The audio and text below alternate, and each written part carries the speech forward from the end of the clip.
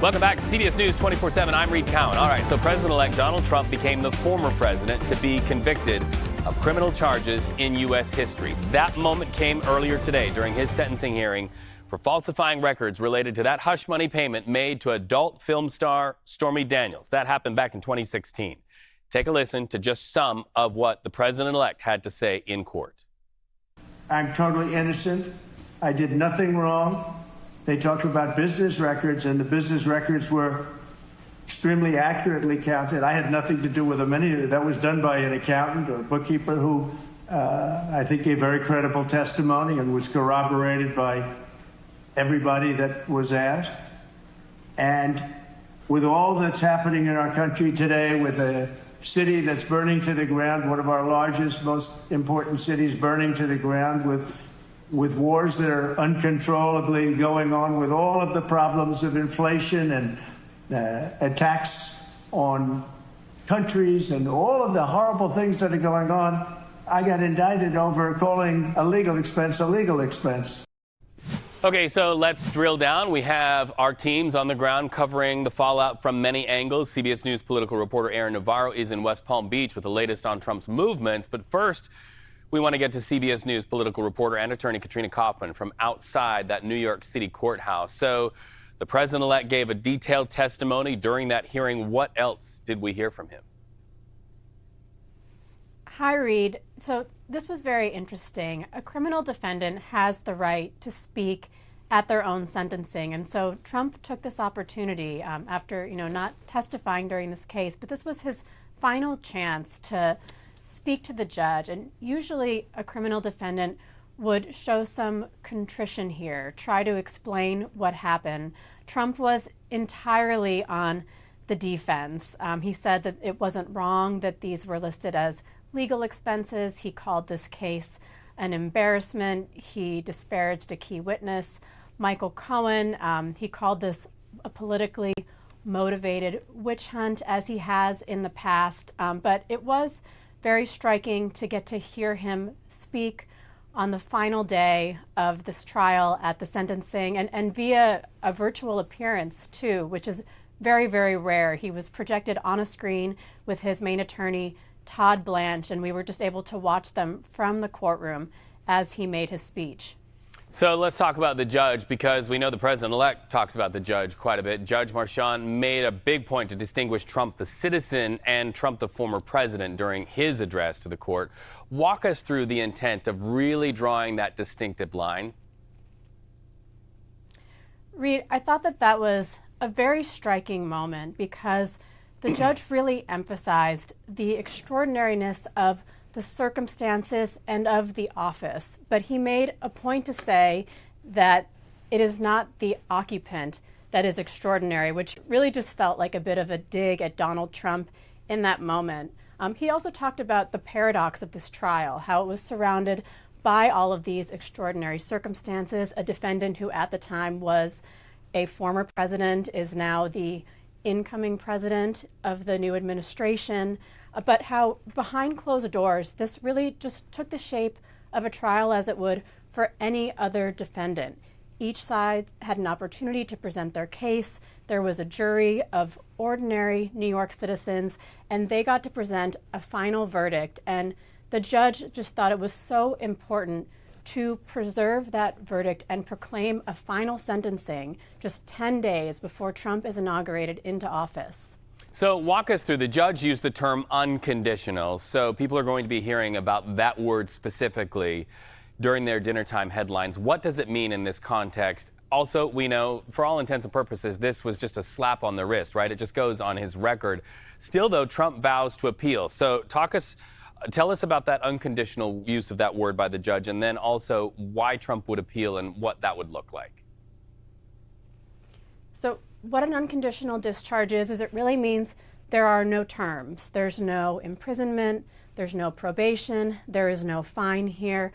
But Trump, this is really the final nail that makes him a convicted felon. And that is what Trump wants to appeal. This is a permanent record. He is the first president of the United States who is a convicted felon who will take the Oval Office. And Trump, while one might say that this is a slap on the wrist. This is still a really grave sentencing. He has been made a felon. He did everything in his power to try to stop this day from happening. Multiple appeals this week, going all the way to the Supreme Court, which was denied. And he will absolutely be trying to expunge this sentence by appealing through the New York court system all the way back to the Supreme Court, because he feels very strongly that he is protected by the presidential immunity ruling that they made over the summer, and that, he has asked the judge to recuse himself. He has tried to say there was juror misconduct here. I think that we are going to see a lot of arguments from him and his team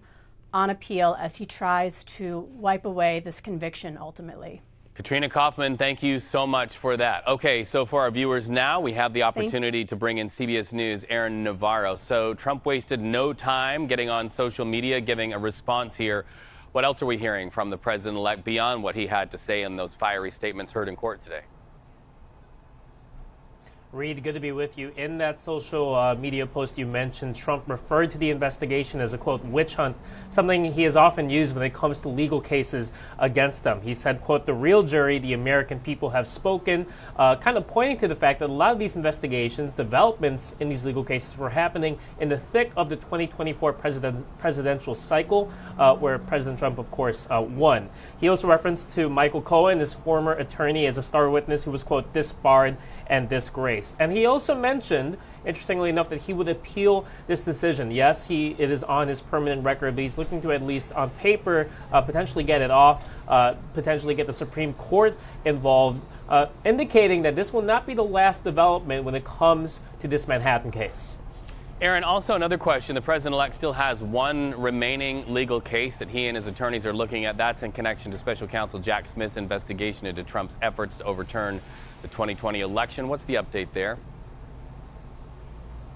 A federal appeals court in Atlanta last night said that Jack Smith and the Department of Justice could release that report. Now, Attorney General Merrick Garland has made it clear that only one volume of the special report will be released, and that's the part in regards to the January 6th attacks, as well as Trump's attempts to overturn the 2020 presidential election. The volume of the report regarding classified documents, they've indicated, will not be released as of now, as there's still some legal proceedings regarding that. Now, Trump's attorneys are potentially looking to get the Supreme Court involved in this, and we potentially will see at least one volume of the special counsel's report in at least 3 days. That's the hold that a federal judge here in Florida decided. So we could potentially start seeing those, new findings about the investigation in the weekend or next week. It's pretty astounding when you think about it. The president-elect of the United States not getting the help of the Supreme Court, a felon, that will now go into his record and be a part of his legacy forever. And on the very same day, he is meeting with members of Congress. Why is he meeting with members of Congress, and what is the marching order he is giving members of Congress as far as the purse strings and forwarding the objectives of the campaign promises that he made in winning the presidency? Yeah, several notable groups of House Republicans are going to be here in Florida this weekend. Up first is the House Freedom Caucus, a group that ideologically is really in line with Trump, but they have clashed before when it comes to raising the debt ceiling, when it comes to reducing the deficit, reducing government spending. And he will need to make sure that all House Republicans really are on the same page, as there's such a slim margin that Republicans hold in that chamber, as they're looking to get at least one, potentially two bills regarding his, quote, day one agenda when it comes to energy, immigration, the economy, tax cuts. He'll need to make sure that all Republicans are on board if he wants to get those passed and get them to the Senate. Aaron Navarro reporting live from West Palm Beach. We appreciate. Thank you so much. CBS News 24/7 continues covering your communities all over the United States, but especially down there in Los Angeles. That county now devastated. We have so many hurting communities down there, and you're seeing some of the video and the reasons why. Added to that devastation, word today, 10 dead, more than 10,000 buildings destroyed. In fact, 90,000 people right now are without electricity. So we're looking at 5 fires all across the Los Angeles area, including one that broke out in the Hollywood Hills. Those fires have burned more than 55 square miles and put more than 150,000 people under evacuation orders. So our CBS teams are fanned out in many Southern California communities, including Elise Preston continuing on for another day. She's in Santa Monica. Elise, you're near the Palisades fire, the largest of all of the active fires in LA County. Tell us about the break in the wind that they're hoping for around the 6 o'clock hour. Yeah, they are hoping that break will give them a little bit of rest, but it is only going to last for a while, Reed, short while. You can see the Palisade fire just above me, just behind me, above my right shoulder. That it's gray, that hazy, thick cloud right there. It is, you can really make it out that the air quality is not good. I'm talking to you with a mask because it is really hard to breathe out here in Santa Monica, which is usually a paradise. It's also hard on your eyes, just giving you an indication of how bad this air quality is from the 5 fires that are burning throughout Southern California. That Palisade fire that you mentioned is only 8% contained. It's been burning since Tuesday. And so firefighters have been working feverishly to try to get those flames out, but it's been almost impossible because of the wind. You know, I spoke to you on Wednesday and I was holding on to a pole for dear life. That is not the case right now. And the winds are expected to die down later today. However, they're expected to pick back up again on Sunday and continue strong through Monday and Tuesday. So those winds that are going to give them a break are going to come right back roaring again. And so firefighters are hoping they can gain some traction in the next day and a half. Well, and at least there is an emerging narrative as they look at the wind and they see the smoke and flames there behind you, and that is a highly unreliable emergency alert system and the frustration bubbling up from people who are getting those alerts. What can you tell us the council is from leaders about knowing which alert is real and which alert is not? Yeah, the frustration is growing, and there's also panic with that. I can tell you yesterday afternoon, I was driving back from the Palisade fire to my home, and my alarm went off, and it said, you know, that I needed to evacuate. You're in the area in which you need to evacuate. Reed, you know, being in California, that those warnings typically have a little bit more information. So I was kind of stunned. I was staring at the phone. I was looking around like, which area is it? And which direction do I need to head? I fortunately have a go bag in my car. I have everything on me that I need because we're out here covering these fires as a team. But I didn't know which direction to head. And so I'm more prepared than most here in Los Angeles because as a journalist, we have to always be on the ready. And as we're covering it, we're definitely prepared. So I can't even imagine those folks who had no clue what was going on. About 10 minutes later, a different evacuation warning came out that gave more information as far as which exactly was the zone that needed to evacuate. And it was related to the Kenneth fire. So there have been a lot of questions. There have been a lot of concern. People are voicing that frustration and anger amidst voicing their trauma, voicing their loss. There is so much going on right now. But we're still at the beginning. This is days in, but there are still days left to go. And so even more questions, I'm sure, that need to be answered in the days ahead. That's right, Elise. And as we bid farewell to you, we just want to remind our viewers coast to coast and worldwide that CBS News is partnering with the Red Cross. You can go online and find ways that you can partner with CBS and the Red Cross to try to get help right where Elise is. Elise, we know you live there. You're doing your job while also thinking about your home and your family's safety. Same for your photographers. We thank you all so very much. And I want to bring Zoe in here. She mentioned the air quality down there. I've been reading some reports that smoke from wildfires, especially smoke from house fires, the particulate matter is especially toxic in those situations. Yeah, I mean, just imagine what's in your home right now. It's toys, it's plastics, it's anything that you don't want burning, you don't want smelling, you don't want inhaling. It's very unhealthy, not just for people that are sensitive to it, for anybody. Like anybody that's outside, like Elise Preston was out there with her mask, her eyes, she had to put eye drops in because it's just awful. It's dangerous. So yeah, avoid being outside if you can, and just stay safe, honestly, because luckily, although we have an overnight period that it is going to be calmer, it is not going to be very long lasting. So firefighters and rescue workers are going to be in full force overnight tonight, as we are going to be seeing the expiration of this red flag warning 6 p.m. tonight. So today we do have that enhanced risk of fire weather across Southern California. Tomorrow, it gets slightly smaller and slightly less high of a risk. That doesn't mean the risk is gone, though. We are going to continue to see those winds ramping up by as soon as the later parts of the weekend, and that is not great news for those wildfires that are currently raging. Again, tonight we are going to be seeing those winds coming in from a different direction, which is just another threat in itself. Imagine the wildfires that continue to be blowing from north to south. Now, with this more westerly wind that's coming in, the wildfires are going to be blowing in directions that they haven't blown before. So potential for new areas to get caught on fire, which is what firefighters are going to be keeping a very close eye on overnight tonight. But again, it is not going to be anything too crazy. We like to say anything below 30 miles an hour, we can still get the air crews out there. But once they get upwards of 30 to 40, which they are likely going to overnight Saturday and into Sunday, that's when it gets tricky when it comes to stopping the spread of these wildfires. And that Santa Ana wind event is only going to pick up again late Saturday and into Sunday and then continue into Monday. And like Reed was talking about, just look at how dense and how thick this smoke.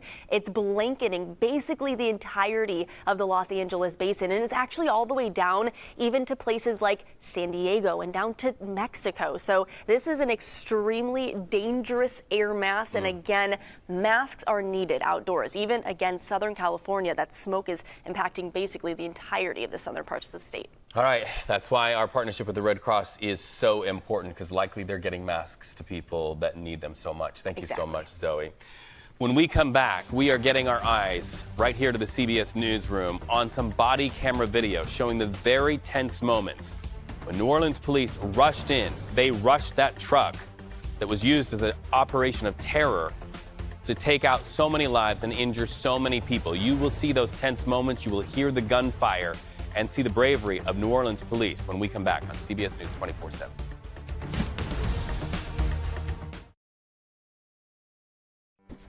All right, we're watching some breaking news developments. New Orleans police releasing new body camera video in the New Year's terror attack that killed 14, injured dozens of others when a man drove a truck into a crowd on Bourbon Street. To borrow the words of first responders there, he was hell-bent on killing people. So what we're about to show you, we have seen before it goes to air, and we know it's so difficult to see. It is the moment just after so many people have been killed or injured, but we do want to let you know this moment shows the moments New Orleans police officers confronted that suspect in that rented truck, but it is hard to watch. That said, let's go ahead and roll it.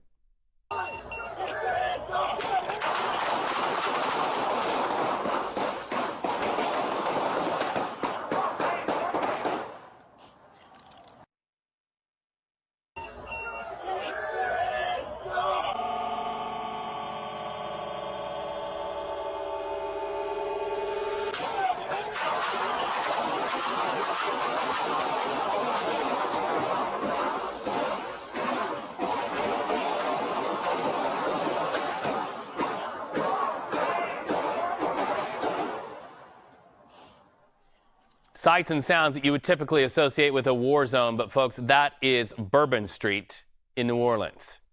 2 officers shot in this encounter. The suspect killed. Authorities say the suspect had an ISIS flag in the truck. The FBI calling this an attack of terrorism. Meanwhile, 6 victims who survived the attack are suing the city of New Orleans, its security consultant, and a local construction company. Their attorney says the city removed those bollards as part of a security upgrade, but didn't put anything else in place to protect Bourbon Street.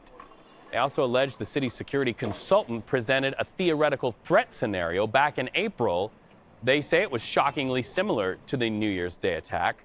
A city spokesperson says they will not comment on pending litigation. Terrorist attack victim Billy DiMaio laid to rest yesterday in Holmdel, New Jersey. His family remembers him as a standout athlete, son, and brother. Later today, the state of Louisiana will remember Billy as it has honored each victim with a special day of remembrance. We watch the Supreme Court at this hour as the clock ticks on TikTok and the 170 million Americans who use the platform regularly. Arguments on the app's fate wrapping up just moments ago in the nation's highest court. Big question, will justices overturn or delay a law that could lead to TikTok's ban in the United States if that company doesn't sell to a U.S.-run company? The question for the justices today really is this: does the law targeting TikTok violate the First Amendment? Let's listen. More directly, what this law does is it says that TikTok Incorporated, if ByteDance doesn't exercise a qualified divestiture, you have to go mute. You cannot speak at all. No, I don't think it says that, though. I mean, if TikTok were to post-divestiture or whatever, pre-divestiture, come up with its own algorithm, right, then when the divestiture happened, it could still operate. It doesn't say TikTok, you can't speak. I think that's theoretically correct, Your Honor, but I think that also underscores the content-based nature of the restriction. No, but the fact that that's true suggests that you're wrong about the statute being read as saying TikTok, you have to go mute. Because TikTok can continue to operate on its own algorithm, on its own terms, as long as it's not associated with ByteDance. So let's go live to CBS News' Catherine Cole. Catherine, you were inside that courtroom. What were the justices' questions? Sort of play that out. Who was speaking there and what the questions sort of say, where you think the Supreme Court might be leaning? Yeah, that clip perfectly encapsulates how heated this was and how much the justices were trying to really laser focus in on what speech is being burdened under this law. They seemed really focused on, you know, ByteDance is a Chinese-owned company, and a foreign adversary, a foreign company like that doesn't have First Amendment rights. So if this is burdening the speech of ByteDance, which owns the TikTok algorithm, then is that really a First Amendment violation? But on the other hand, a lawyer for the creators argued that Americans who use this app, who are uploading their videos, they're speaking on this app, and their speech will be burdened. So the justices were saying, can they go to another app? How special is this TikTok algorithm? It was a lot of trying to figure out where does the speech lie and what is the burden exactly? And then, of course, weighed against all of that are the national security concerns here. Right, national security concerns that have been raised in Congress now for months. So let's go specifically to the law that was in question here. It was passed by Congress as part of a foreign aid package back in April. What does the law say? Because we know that TikTok's attorneys are definitely going to want to speak to why they think that law violates free speech. Yeah, the law puts a real deadline on TikTok. It says that by next Sunday, January 19th, TikTok either needs to divest from its foreign-owned owner, or it's going to shut down operations in the United States entirely. And the advocates today clarified what that means. TikTok goes dark. You can't get it on the App Store. If you have it on your phone, service providers won't allow you to access it. No more TikTok.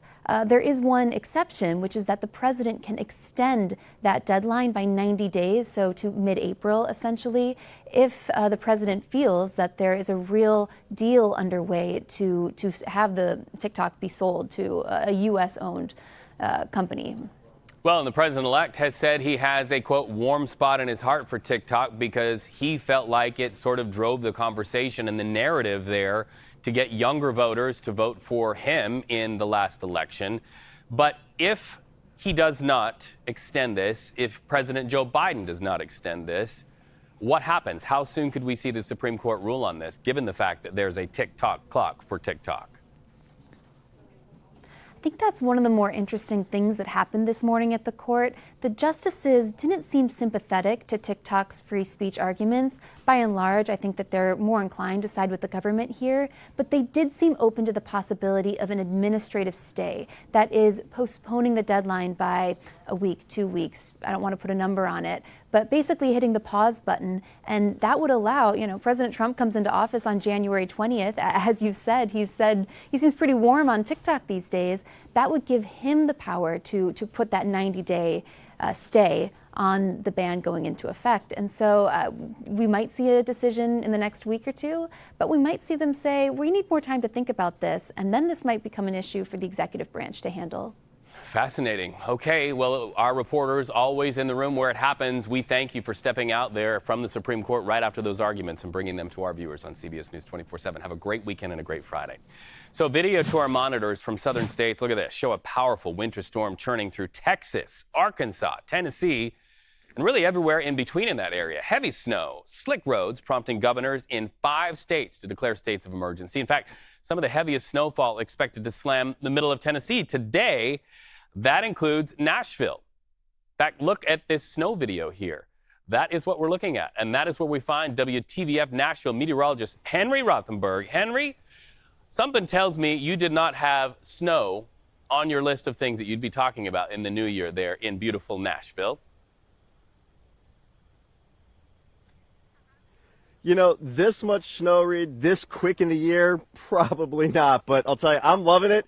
The kid in me is having a blast. You know, we average about 8 inches of snow a year. And just to get an idea, our handy-dandy ruler, give you a little bit of an official measurement, we're sitting right around 2 inches of snow. Typically, you want to do this where there's not necessarily a tree around, but we've done it around the park and seen about 2, some spots even 3 inches of this snow that has fallen. We're at beautiful Centennial Park, and I mean, I don't think people are complaining about a snow day. Take a look at some of these snowmen. This is something you would see, in Minnesota or Massachusetts, Reed, but seeing that here in Middle Tennessee, right. It's a fun sight to see. The dogs are having fun, the people are having fun, and even us, the crew out here, having a blast covering this as well. Yeah, I've been there to the Parthenon. I know the Greek goddess that stands in the middle of that very big building. She might want to put a parka on herself. Nashville's mayor said that snowplows would be ready to tackle city streets when the storm hit. Are they ready? How are the roads looking, friend?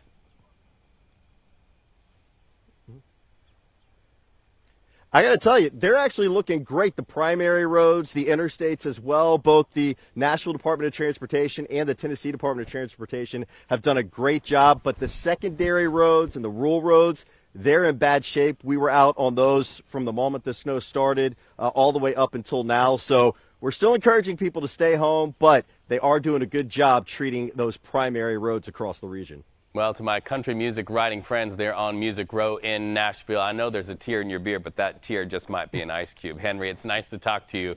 Take care there. All right, when we come back, we are watching what's happening inside the White House, specifically at the press briefing room.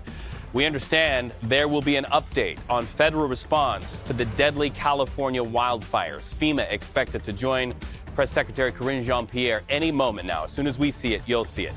Till then, we're watching our monitors for breaking news coast to coast and worldwide on CBS News 24/7. Back after the break.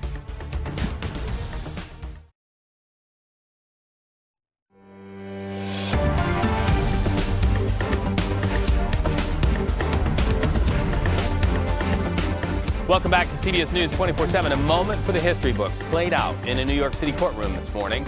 President-elect Donald Trump became the first former president and major presidential candidate to face a criminal conviction.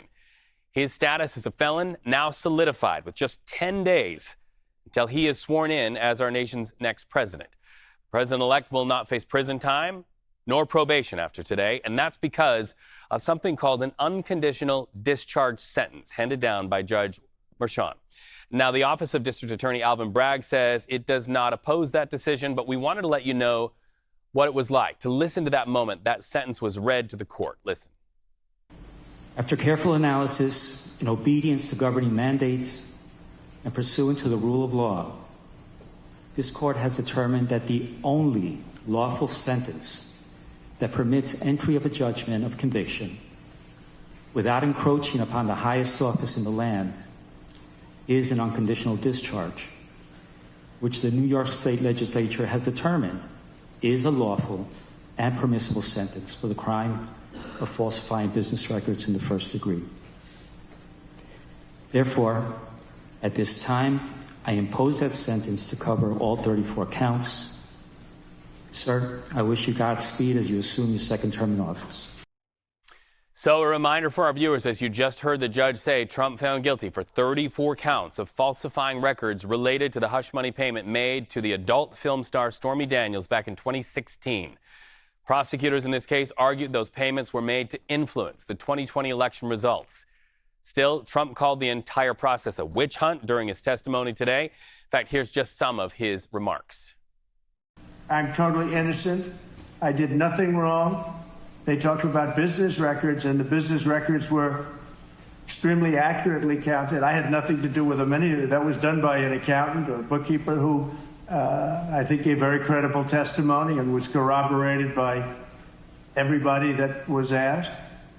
And with all that's happening in our country today, with a city that's burning to the ground, one of our largest, most important cities burning to the ground, with with wars that are uncontrollably going on, with all of the problems of inflation and attacks on countries and all of the horrible things that are going on, I got indicted over calling a legal expense a legal expense.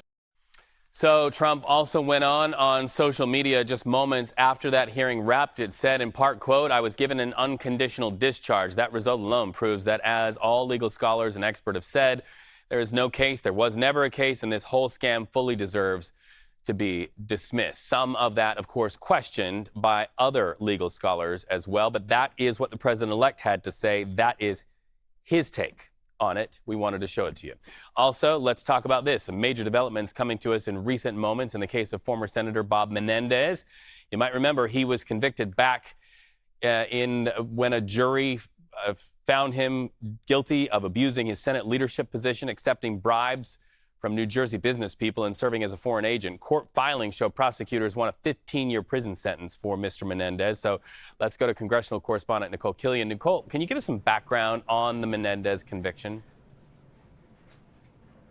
Well, again, as you may recall, over the summer, the former New Jersey senator was convicted on federal corruption charges, some 16 charges in total for allegedly accepting bribes. You'll recall that the feds found these gold bars at his home, that the prosecutors alleged that, of course, there were other gifts that were given to the senator, including luxury vehicles, among other things, in addition to cash. And so consequently, as I said, he was convicted on all counts, along with 3 of his business partners. But that being said, of course, now he is expected to be sentenced later this month. And so in the run-up to that, we have seen federal prosecutors now call for a minimum of 15 years for what they believe are very grave crimes that were committed. However, Menendez and his attorneys have previously argued for a more lenient sentence, saying that anything over 12 years would be tantamount to a death sentence for the ex-senator, considering he is 71 years old. If he were sentenced 15 years or more, he would be well into his mid-80s. So they have expressed concern about a penalty that would be that severe, and have argued for alternatives to incarceration, arguing that the senator is an atypical individual, someone who has dedicated his life to service, and so therefore they feel that the penalties shouldn't be as stringent. That being said, we know he is facing a number of serious charges, again, for which he was convicted on. So we will see kind of what is decided when he is sentenced at the end of this month. All right, so let's talk about the business of the Senate. Shifting gears now, let's talk about the work in the Senate to confirm President-elect Donald Trump's cabinet. A lot of controversy there. What are you watching for in that process, Nicole? Well, obviously, we will see a lot of the president-elect's more prominent cabinet nominees go before the Senate. Of course, this comes after weeks of us encountering them in the halls of the Capitol and the Senate office buildings as they try to meet one-on-one with senators. So next week, we will see confirmation hearings for instance, Marco Rubio, Secretary of State nominee, for Pete Hegseth, the Defense Secretary nominee, Kristi Noem, the nominee for the Department of Homeland Security, Pam Bondi, the Attorney General, a nominee, among others. Obviously, a lot of eyes particularly will be on Pete Hegseth, simply because he has a more controversial background, of course, facing allegations of excessive drinking, financial mismanagement, as well as accusations of sexual assault, which he has denied. That being said, he has been one of the individuals who has spent a lot of time meeting with senators on Capitol Hill, really for the better part of a month now. Our sources tell us that generally speaking, they believe it's possible he can ultimately get the votes, but the proof is in the pudding, and so that's why these confirmation hearings next week really matter. All right, Nicole Killian, we know you will be not only where it's happening, but in the halls getting those answers. Thank you so much for joining us on CBS News 24/7. We'll be back after the break.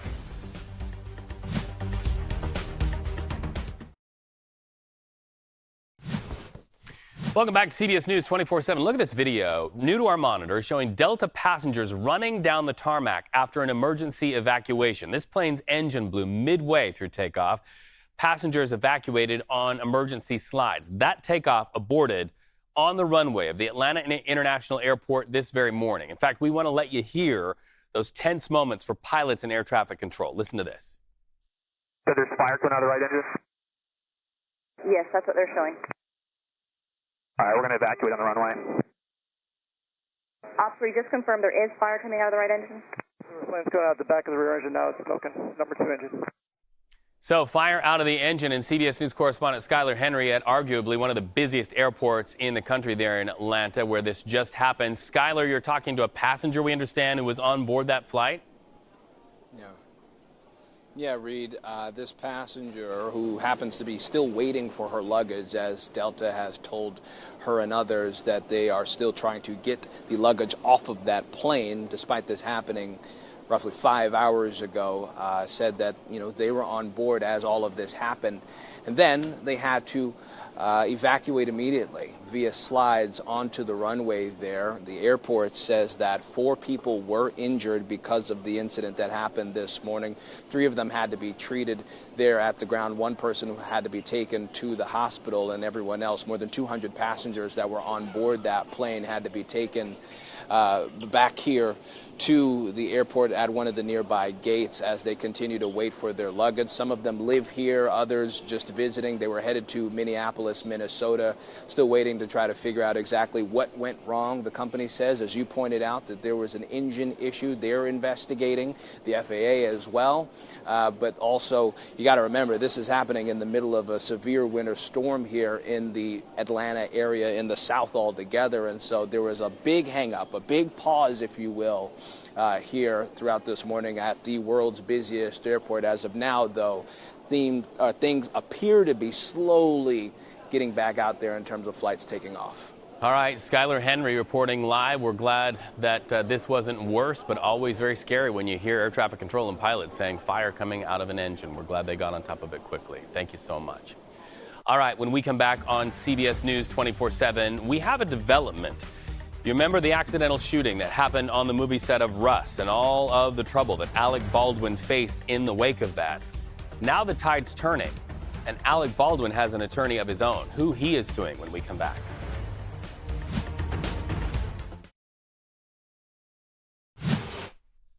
All right, football fans, listen up. We are just one game away from finding out who will play in the college football championship. Notre Dame will advance after their big win against Penn State last night in the Orange Bowl. The Fighting Irish earned their spot in the national title game after a late field goal, beating the Lions 27-24. Well, tonight, the Ohio State Buckeyes and the Texas Longhorns face off in the Cotton Bowl. So CBS Sports national college football writer Shahan Jeharaja joins us now, talking to us live to discuss the big game. But first, okay, so Notre Dame coach Marcus Freeman, he led Notre Dame to its first title game in over a decade. What's he doing differently this season? Well, I think that this is the culmination of multiple years in so many ways. He was actually promoted from defensive coordinator to head coach after Brian Kelly left to go take the job at LSU. And on the way out, Brian Kelly actually said, I wanted to be at a program in LSU that has the resources to win a national championship. Well, obviously, I think that Notre Dame has proven themselves over the past couple of years. And when you look at this roster this year for Marcus Freeman, it's just the culmination of the talent that he's brought to Notre Dame. You know, Notre Dame has some limitations when it comes to academics and resources in order to bring some of the top players in college football. But Marcus Freeman has shot right through those barriers in a lot of ways. And now you look at a roster that's deep, that's talented. They've dealt with injuries all year long, and they've continued to keep coming back and fighting. I think he's done a tremendous job of putting this team together. And you also look in a matchup like they had against Penn State yesterday. I mean, they were down 10-0 early in that game. They just continue to come and they continue to fight. I think he's instilled a level of belief in this program that they really haven't had in a very long time. All right, so let's talk about tonight's game. University of Texas led the SEC this season, while Ohio State had to turn things around after a tough loss to Michigan in November. So who do you think will head to the championship? Well, I don't know that anybody is playing better in college football right now than Ohio State University. You look at their last 2 games, they've won them by a combined 45 points, including, by the way, a 20-point win over the #1 overall seed, the University of Oregon. And Texas, of course, is playing really hot right now, too, but they just played a double overtime game against Arizona State. It went down to the wire. It was a competitive game. They're just a little bit more banged up from that matchup, whereas Ohio State's been able to ride these last two games, rest their players in a big way, and I think that they're peaking at the very right time. I'm leaning Ohio State in this game. One factor to think about, though, too, is that obviously, we're up here in North Texas in the Dallas-Fort Worth metro. There's going to be a lot of ice on the roads. I'm curious how that impacts the crowds, and especially for a game that's taking place in the state of Texas. I think a smaller crowd is probably better for Ohio State. You know what I love about this report so much, talking to you, aside from your expertise, is the fact that when I look in the bottom right-hand corner of your screen, I see you're a fan of Cheez-Its. Now I've got to have some on a Friday. Sean, thank you so much. Nice to talk to you. We appreciate you so much. All right, let's jump into some headlines now. After beating charges in the deadly shooting of cinematographer on the set of the movie Rust, Helena Hutchins, Alec Baldwin suing New Mexico prosecutors. Baldwin filing for that suit, saying malicious prosecution and civil rights violations happened. In fact, he says prosecutors and investigators intentionally mishandled evidence. Back in July, a judge dismissed the involuntary manslaughter charge against Alec Baldwin. Moving on the map now to the Big Apple, where we can tell you firefighters had a huge fire to fight. This was a 5-alarm apartment fire that happened in the Bronx. Taking the video full, you can see that crews saw this raging largely on the top floors of those housing units. It destroyed all of the apartments on those upper floors. In the fight, 7 people hurt, including 5 firefighters who were up there in the cold battling those orange flames. The fire crews say that cold, windy condition really only fueled the fire, making it very hard to put it out. I was laying down, I smelled something. So I said, what is going on? And I realized the water coming down on me in my apartment. So I rushed out. When I rushed out, I see the severity. So I took my parents and we came outside. An official cause not known, but the people who live there, they say that it is their collective belief that a space heater on one of those upper units started that fire. We are starting to see people respond with help in Southern California, and in an icon of culinary world excellence, somebody is stepping forward to do the same. We're talking about celebrity chef Jose Andres bringing his world kitchen to Los Angeles to support those displaced by the fire and those who are fighting the fire. He set up his food truck on the PCH, or the Pacific Coast Highway, right near the fire-ravaged Pacific Palisades neighborhood. Look at the grateful firefighters there. World Central Kitchen helps with disaster relief efforts by providing food to those in need. Everybody needs support and love in these moments. Wealthy or not, poor or not, it's the right thing to do. So you try to make sure nobody is left behind. Andres founded World Kitchen in 2017 to feed those impacted by a massive earthquake in Haiti. It's also operating in Ukraine and in Gaza. So as we look at this happening, we know of the terrible winds that drove this fire. We also know that so many good people are stepping forward saying, here's my resource, I'll offer it. Exactly. It's so great to see. And tonight is the night that they actually can use those resources to fight the fires with those calmer winds. But it's not going to last long, unfortunately. Those wind gusts are likely going to come back into full force by as soon as the later parts of tomorrow night. So tonight, this is going to be the calm period that we should be able to put out some fires or at least get some containment going. The bigger issue, though, is the direction of the winds. Notice they're not coming in from the north, no longer the Santa Ana wind. So they might be blowing the fires in a different direction than they have been blowing, and it could spread to different areas that they haven't yet. The winds, though, will stay quiet and calm through the earlier parts of the day, but later in the day and into Sunday, those Santa Ana winds are going to pick up once again. And unfortunately, that is going to increase our fire threats by the later parts of the weekend and into early next week. So we're keeping a very close eye on that. Time is of the essence for those firefighters. Thank you so much for watching us. Once again, a reminder, CBS News partnering with the American Red Cross. Go there to find out how you can help. That's it for CBS News 24/7 for this hour. The news continues.